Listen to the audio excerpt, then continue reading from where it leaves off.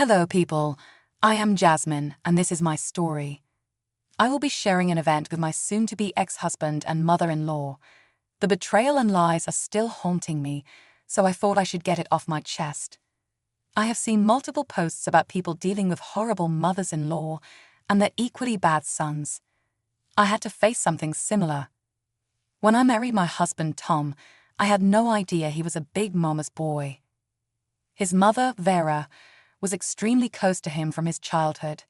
He has been taught that his mother comes first. I have no problem with him being a mama's boy. However, sometimes Vera's hold over him also suffocated me. After Tom married me, he always said, "Even if you are my wife, my mum is still a priority for me." I hope you understand that, Jasmine. I don't want you to think otherwise. I responded, "I know that, Tom. As long as you respect and value me as well, I have no problems with your closeness to Vera. You are her son, after all." Thank you for understanding, Jasmine. I hope we won't have problems with this in the future. Tom was not joking when he said that Vera was his priority. As the years progressed, it became clear that Vera held an even higher position than me. Tom worked a good job, but spent half his income on her. Vera refused to work and insisted on living on her son's money. I ended up putting more money into our household accounts to make ends meet. When I talked to Tom about this, he said, "How dare you bring this up, Jasmine? I already told you that my mum is a priority. Why are you creating trouble about this? Do you want my mom to starve?" I never said that, Tom. You're just giving out more money to Vera than necessary. I have tolerated it for so many years, but you need to stop. That will never happen. I have a responsibility towards her, and I will send her whatever money I please. Stay out of this. All this while, I knew that I was fighting a losing battle.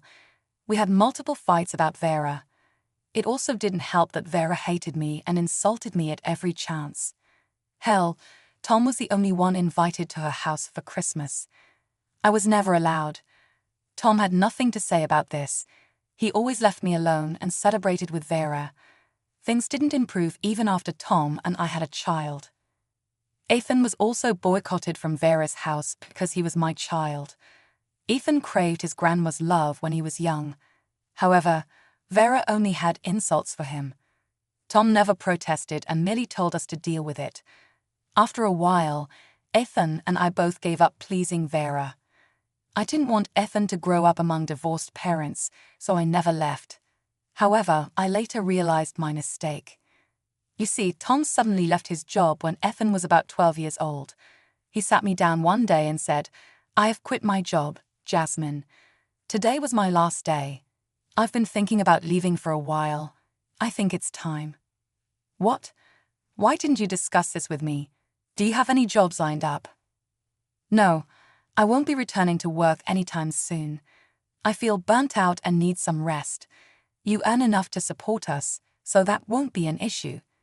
By the way, I hope you know that Mum will be moving in with us. You need to take care of her as well. It'll be easy if we don't pay her rent. You own this house, so you can let her stay here for free. Who the hell gave you this idea, Tom? Your mom is your responsibility. I want nothing to do with her. That woman literally hates me and Ethan. Why do you think I will house her and feed her for free? She is my mum and your family. You are bound to help her out. I don't want any excuses. Tom and I had multiple fights about this issue. When he finally understood that I wouldn't relent, he stopped asking. Since our house was my inherited property, he couldn't force me to house Vera. Since Tom stopped asking about taking in Vera, I thought he finally got the point. Turns out he was just plotting against me. One day, Tom came back to our house with Vera in a wheelchair. He was gone for a week to Vera's place because he wanted to spend time with her, but I didn't hear from him during the entire time. When he finally showed up, he brought a wheelchair-bound Vera to the house. I let them in, looking confused as hell. Then Tom and Vera told me something shocking. "Jasmine, I'm sure you are wondering what happened. Sorry I couldn't reach out to you sooner. Mum got into an accident. I accidentally hit her with my truck when I was pulling into the garage. Unfortunately, she has suffered a lot and has been paralyzed." "Oh my God, are you serious? Vera is paralyzed. Yes, Jasmine, it was an unfortunate incident, but I ended up paying dearly for it. Now, I don't know how I can stay alone. Jasmine, since I was the one who caused her to be paralyzed, I have been feeling very guilty about this. Would you mind if she stays here? You know I can't support her right now, and I don't know what to do. I have lots of medical bills too, Jasmine. My son can't do anything for me. If I go for insurance, I would have to file a report against Tom. You know I can't do that. Hearing everything made me both angry and sad at the same time. I was angry at Tom for just springing this on me and being careless. I was also sad for Vera because, while I am not made of stone, I understood I had no choice but to help them out. I thought that it would make us come closer as a family, so I gave Tom some money from my savings to clear Vera's medical debts. I also took her in and let her stay with me. Well, all my hopes for reconciliation came crashing down soon. Vera never changed her mind about me, even after I helped her out. Instead, she and Tom ganged up on me and made my life a living hell. They berated me constantly for being lazy and useless. I was working 40 hours a week trying to keep our finances together. Meanwhile, Tom and Vera did nothing to help. When I asked for help, they said, "How could you ask me for help, Jasmine? I'm a poor disabled woman. I can't do anything for you." I'm not asking for you to help, Vera. I'm simply telling you to stop littering everything. I'm getting tired of constantly picking up after you. You won't even use the dustbin beside your bed. Stop attacking my mum, Jasmine. You know she can't move. How dare you tell her to adjust? Why don't you help me out, Tom? You're here all day. I could use some help around the house. I can't keep up with everything after working for so many hours. I have to take care of Mum all day. I don't have time for your chores. Those are your responsibilities, not mine. Make Ethan work with you. I couldn't believe the freaking audacity of Tom. Ethan was already helping me out with all the chores. He had his schoolwork as well. He and I were getting tired of slaving for Tom and Vera, yet Tom never helped out. Vera complained all day long and refused to even do basic tasks that she was perfectly capable of doing. I was tired of working for them. My bank account sat empty, and I had very little savings left. Still, I held myself together because I felt sorry for Vera and Tom. Well, it turns out I was being played for a fool. One day, Ethan approached me when Tom and Vera were not around. He said that there was something he needed to talk about. "Mom, why does Grandma still use a wheelchair? She isn't sick anymore. Why does she need it even now?" "Your grandma is still paralyzed, Ethan. This means she cannot move without the wheelchair. Unfortunately, she hasn't gotten any better. But I see Grandma walking every morning. I thought she had recovered. Why are you saying she can't walk?" "What do you mean, Ethan? Vera is paralyzed from the waist down. She can't walk, son. You must have mixed it up." "No, Mum, it was her. When I asked her how she can walk, she just shushed me and ignored me. She even told me not to tell you." I was immediately alarmed. I had a nagging suspicion that something wasn't right. I didn't have any proof, so confronting Vera was out of the question. But now my son gave me some grave news. I was starting to get very angry. Still, I needed more information and proof, so I said, "Do you have any proof by any chance?" "I need more proof, Ethan." "Yes, I do, Mum. I took a video with my phone. Do you want to see it?" "Show me the video, Ethan. I need to see it right now." Ethan was right. His video did catch Vera walking in the hallways. I was pretty shocked. I couldn't believe my eyes. What was even more shocking was that Tom saw her walking and didn't really look surprised. In fact, he even walked up to her, and they laughed about something in the hallway. I was absolutely furious. They were fooling me for 6 freaking months. I was livid. I immediately saved the footage on my phone and waited to confront them. The next day, when I returned from work, I saw that Tom and Vera were casually talking in the living room. I was pretty enraged, but kept my cool. I decided that it was time to confront them. I sat down beside them and said, "There is something I needed to talk to you guys about." What is it, Jasmine? Tell us now. Why did you two lie to me about Vera's condition? I know she's not paralyzed and can walk just fine. So tell me, why did you do this? What are you talking about, Jasmine? This is ridiculous. You know Mum is paralyzed. Are you accusing her of faking it? How dare you accuse me of faking it? You're such a witch, Jasmine. I was right about you all along. You are a heartless woman. Don't lie to me, you two. I have ample proof that Vera can walk. I've seen it with my own eyes, and I also know you know about this, Tom. This is ridiculous, Jasmine. How can you accuse us like this? I didn't expect this from you. Stop being such a cruel person and making up lies about us. Well, I am making things up, Tom. As I said, I have proof. Since you won't accept it, I'll show you the proof. Here, watch this. I took out my phone and showed them the footage. They saw it and turned pale. Tom and Vera looked absolutely shocked. Their eyes bulged out of their sockets, and they clearly looked scared. When the video stopped, I calmly put down my phone and said, "So now that I've shown the proof, tell me why you have been lying to me. I want an answer." Well, Mum was really paralyzed, Jasmine. She only recovered recently. We've been keeping it a secret. We actually wanted to surprise you.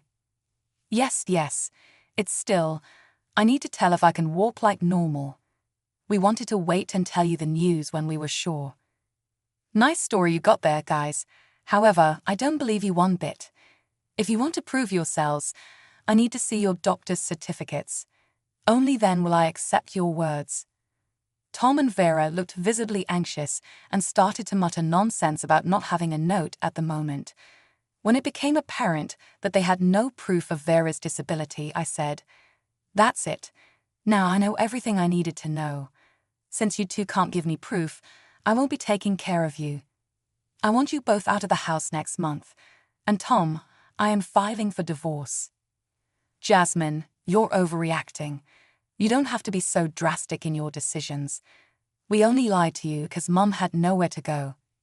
Yes, this is all your fault. You were financially abusing my son by not letting him take me in. We had no other choice than to cook up this story. If you had been a little less selfish, we wouldn't have lied to you. Don't you dare put this on me. You worthless son wanted to be a parasite. I accepted because he is my husband, and I loved him. Then he expected me to take you in as well. You are not entitled to my money. You had no right to exploit me like this. Vera and Tom turned on me and started to call me names. They kept insisting that it was all my fault and they didn't deserve to be kicked out. Tom also said that he was entitled to my money and so was his mother. All that talk made my blood boil. By the time they were done, I had already made my decision. I said, "Enough is enough. I've heard everything I needed to hear. I thought I would kick Vera out and file for separation with you, Tom, but now I'm going for a divorce. You have no right to be my husband. I won't stay with you anymore, and don't even think about taking Ethan. He will stay with me." "You can't divorce me, Jasmine. If you leave me, you'll have to give me alimony. I will also get half of your savings. I'll keep Ethan and take child support from you. That will teach you a lesson." You have some wild imagination, Tom. First of all, I have already depleted most of my savings on your mother, so you won't have much to claim anyway. Secondly, the judge won't grant you alimony since you quit your job without consulting me. I'll just say that I recorded our entire conversation, so the judge will know you want Ethan's custody only for child support. No, that can't happen. I'll make sure I bleed you dry. Me and Mum didn't go through so much drama for nothing. I will take your money. You just wait. Tom and Vera kept blowing up at me and threatening me with things. They were so stupid that they forgot the part where I said I was recording everything. From all the stories I heard, I knew that recording conversations can be pretty helpful in court cases, so I made sure I recorded and documented everything. After some time, I left them and went to my room. The next day, Tom and Vera tried to act like nothing happened. They actually began to act very sweet towards me, and Tom tried to hug me in the morning. I ignored them and went about my way. I did meet with 2 lawyers for divorce and eviction. After finalizing everything, I went home.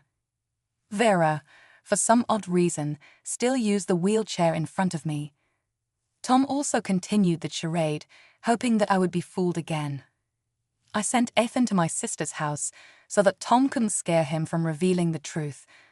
I was pretty concerned for the safety of my child. I stayed back because the house was mine, and I didn't want them to ruin it. A week later, I served Tom and Vera with eviction papers. I also served Tom divorce papers since there was no way in hell that I was staying with them. When they saw the notices, they completely freaked out. They said, "Jasmine, how can you do this to me? I don't deserve this treatment from you. This has to be a joke. I can't believe you would kick out a disabled woman. Jasmine, my son only wanted to take care of me. You are punishing him for nothing. I think we have already established that you are not disabled, Vera. There is no point in keeping up this charade. Even if I'm not disabled, I am old. You should not kick out an old person. God is watching." Well, God also saw how the two of you manipulated me and bled me dry. Now it's time for me to take my revenge. As for Tom, he has been a poor excuse for a husband and father. I was staying with him for Ethan, but not anymore. Tom and Vera tried several times to change my mind. However, I never did. I invited my sister over with Ethan so that he could be at my house. Tom and Vera became desperate to seek my forgiveness. I knew that Tom's poor financial decisions left him with no savings, so hiring a lawyer and fighting me in court would be impossible. Vera didn't work either and had no money of her own, so they were both stuck in a deep pit of financial crisis. They feasted on my income, but forgot the fact that I don't take manipulation lightly. Ethan was a teen, but he was smart enough to figure out what was going on in our house. He started to keep his distance from Tom and Vera. The fact that Tom and Vera kept shouting at him also didn't help. They said, "You little crap, this is all your fault. I told you to keep your mouth shut. Does it feel good to have your dad kicked out, Ethan? Is this making you very happy? Dad and Grandma will be out on the streets while you stay comfortable with your mum. How does that make you feel?" "I'm sorry, Dad. I didn't want to keep Mum in the dark, so I told her everything. I didn't know that she would leave you." "Shut up, Ethan. You are nothing but a useless child. I wish I never had you. If I didn't have you, I would remain married and stay in this house. You are responsible for our condition. Stop this right now. You have some audacity to scold and berate Ethan when he did the right thing. How can you speak to your child like that?" I was fuming at Tom and Vera's behavior towards Ethan. It scared the living hell out of him. It broke my heart to see him so scared. I threatened Tom and Vera to call the cops if they kept verbally and emotionally abusing Ethan. That shut them up real quick. Later, these incidents actually helped me to get full custody of Ethan. Once the month came to an end, I promptly kicked out Tom and Vera. They did try to throw tantrums until I called the police on them. The police arrived and escorted them out of my house with their things. Finally, Ethan and I were able to breathe in our own house. In the weeks that followed, my lawyers tried to convince Tom to sign the divorce papers. I even offered him some money if he signed the papers for good. Since he was almost homeless and didn't have any money, he begrudgingly agreed. I did lose some money, but I see that as a win. Well, what he got won't be enough to feed him for over 2 months. The custody agreements were pretty smooth. I got full custody because Tom was in no place to house Ethan. Even if he gets a job and demands split custody, I knew Ethan would speak against him. He was still very shaken and is seeing a therapist for his problems. I attended the sessions with him because I didn't want him to feel alone. My sister is also living with us for the time being to help me out with everything. We are also on the lookout to see if Tom and Vera try anything. From what I've heard so far, Tom and Vera had some nasty fights after I kicked them out. How did I know all this? Well, Tom came crying at my door about 2 weeks after getting kicked out. That's actually when I convinced him to sign the divorce. Apparently, Vera turned on Tom and demanded he get a job to feed her. When Tom refused to support her financially, she threw the worst tantrums ever. according to Tom, that made him see just what an idiot he was to me. Trust me, guys, I didn't feel anything towards him. I simply offered him the money and asked for his signature. By then, Tom knew there was no coming back. I have no idea where Vera is right now, but we are being careful. Meanwhile, Ethan and I trying to get past the fiasco and start our life afresh.